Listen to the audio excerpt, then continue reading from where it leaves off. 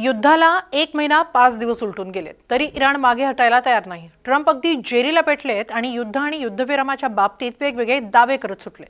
अशात इराण मात्र एक वेगळी चाल खेळतोय। इराणने आपल्या सीमेभोवती एक अभेद्य कवच उभारायला सुरुवात केली आणि त्याचबरोबर एक सज्जड इशाराही दिलाय।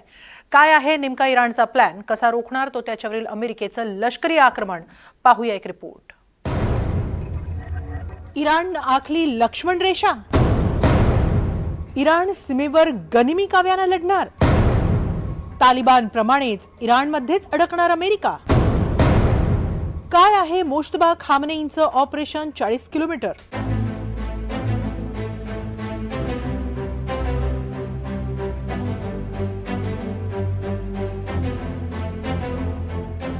इराणच्या सीमेलगत बीएलएनं पाकिस्तानवर केलेल्या या हल्ल्यानं अमेरिकन सैन्याचीही झोप उडू शकते।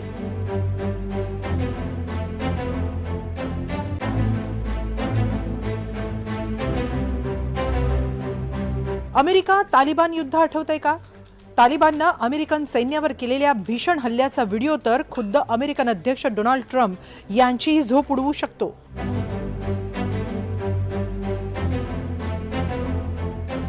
अमेरिका इराण युद्ध एका निर्णायक वळणावर येण्याची चिन्ह निर्माण झाली आहे। इराण नमतं घेत नाही हे पाहून अमेरिकन अध्यक्ष ट्रम्प लवकरच इराणवर जमिनीवरून आक्रमण करण्याचे आदेश देऊ शकतात। त्यासाठी तशी तयारी देखील अमेरिकन सैन्यानं केलेली आहे। मात्र त्याच वेळी इराणही काही शांत बसलेला नाही, कारण इराणनेही आपल्या सीमेवर सैन्याची, त्यांच्या इतर मिलिशियाची जमवाजमव करण्यास सुरुवात केली आहे।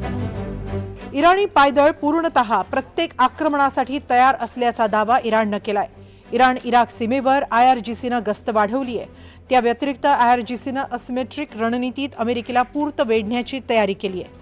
मात्र ही 40 किलोमीटरची सिस्टीम नेमकी काय आहे हे समजण्यासाठी एकदा इराणी कमांडर नेमकं काय म्हणतायत ते ऐका।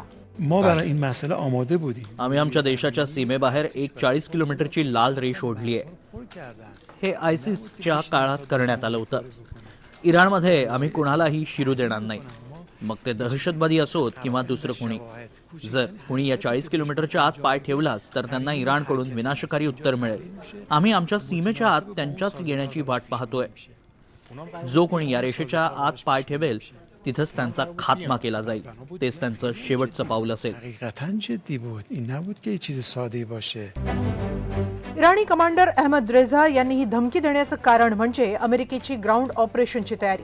मात्र ते ज्या 40 किलोमीटरच्या परिघाबाबत बोलतायत तो नेमका कोणता परिसर आहे तेही पाहायला हवं। त्यासाठी इराणच्या नकाशावर नजर टाकावी लागेल। विशेषतः पूर्व आणि पश्चिमी इराणच्या दिशेनं पाहायला हवं। एकीकडे इराकची सीमा तर दुसरीकडे अफगाणिस्तान आणि पाकिस्तानला लागून असलेली इराणी सीमा, आणि हीच आहे 40 किलोमीटरची लाल रेघ। मात्र या लाल रेघेची कहाणी सुरू झाली ती मुंजिरिया आणि खानिकीन सारख्या परिसरातून। खानिकीन हे इराकच्या दियाला प्रांतात आहे, तर मुंजिरिया सीमेवरील एक प्रमुख ट्रान्झिट पॉइंट आहे। जेव्हा आयसिस बगदादच्या दिशेने येत होते तेव्हा याच परिसरात इराणच्या सीमेलगत येऊन थांबले। तेव्हापासून इराणने इथूनच आपली फॉरवर्ड डिफेन्स पॉलिसी लागू केली, म्हणजे शत्रू आपल्या घरात कधी शिरेल याची वाट पाहायची नाही, तर तो सीमेपलीकडील मुंजिरिया आणि खानकीन सारख्या परिसरात नजरेच्या टप्प्यात आलाच की तिथेच त्याला गाडायचा। त्यामुळे जर अमेरिका किंवा इस्रायल किंवा त्यांच्या इतर मित्रांनी इथून इराणवर हल्ला केलाच तर इराण त्याच्या मुंजिरिया मॉडेलसह तयारच दिसेल। आता याला आधार देतं ते इराणी सैन्य प्रमुखांचं एक वक्तव्य। जर शत्रूने जमिनीवरून आक्रमण केलं तर त्याच्या एकाही सैनिकाला त्याचा जीव वाचवता आला नाही पाहिजे। शत्रूच्या प्रत्येक हालचालीवर, क्षणाक्षणाच्या चालीवर आपलं बारकाईने लक्ष असायला हवं। शत्रूवर बारीक नजर ठेवा आणि योग्य वेळी त्याच्या आक्रमणाचा सामना करण्यासाठी तशी योजना आखून ठेवा। इराणच्या जमिनीवर त्यांचे पाय पडण्याआधीच ते कापले गेले पाहिजेत। अख्ख्या देशावरील युद्धाचं सावट आता हटवण्याची वेळ आली आहे। इराणी कमांडर आणि सैन्य प्रमुख हा संदेश सातत्याने देत आहेत। जर अमेरिकेनं इराणवर जमिनीवरून आक्रमण केलं तरी त्याला इराणच्या जमिनीचा तुकडाही काबीज करता येणार नाही। इराणवर ताबा मिळवण्यासाठी त्यांना प्रचंड मेहनत घ्यावी लागेल। याला कारण आहे ती म्हणजे इराणची भौगोलिक स्थिती। हीच भौगोलिक स्थिती इराणचं अभेद्य सुरक्षा कवच आहे।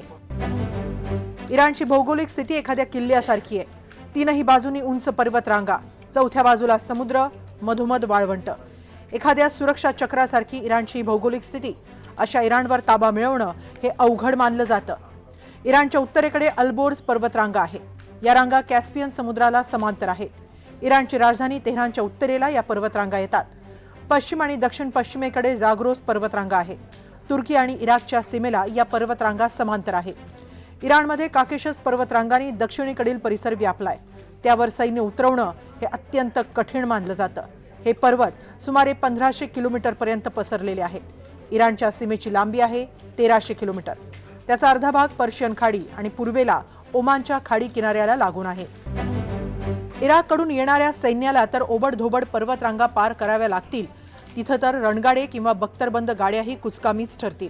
एक प्रकारे इराण या पर्वतरांगांमध्ये गनिमी काव्यानं युद्ध लढू शकतं आणि अशा भौगोलिक स्थितीचा अंदाज असूनही अमेरिका इराणला धमकी देतोय. अटी मान्य करा, नाहीतर धडा शिकवू.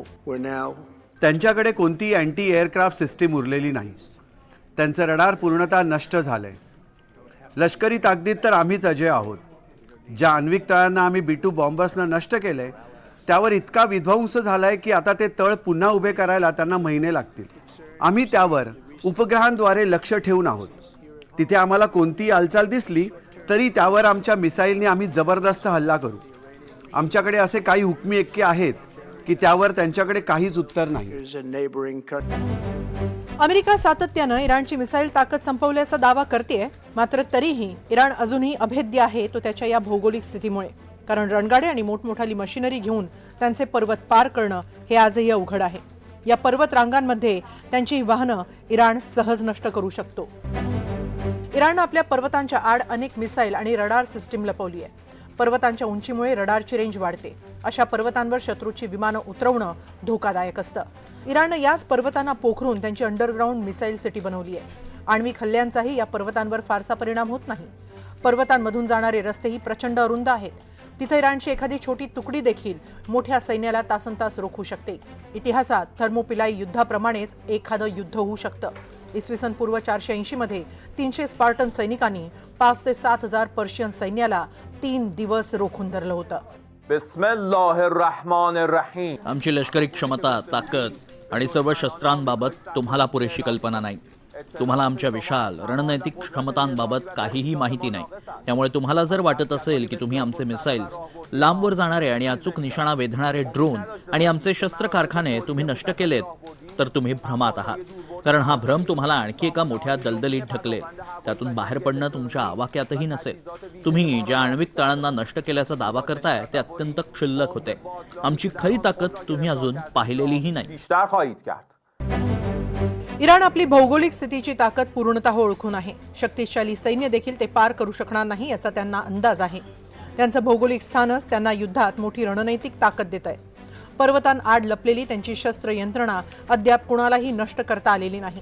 आणि म्हणूनच इराणी कमांडर उघड उघड अमेरिकेला आणि त्यांच्या मित्र राष्ट्रांना धमकी देत आहेत. इराणी जमिनीवर पाय ठेवूनच पहा, तुमचा शेवट आलाच म्हणून समजा. Bureau report, NDTV Marathi.